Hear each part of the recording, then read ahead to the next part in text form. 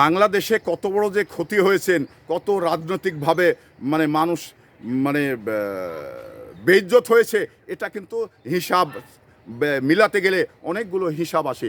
দেখুন, এই কাজটি শুধুমাত্র হাসিনা তার তৃণমূলকে দলীয়করণ করার জন্যে, তৃণমূলে হানাহানি মারামারি সৃষ্টি করার জন্যেই হাসিনা বিগত সময় দলীয় মানে প্রতীক দিয়ে স্থানীয় সরকার নির্বাচনগুলো করেছিল।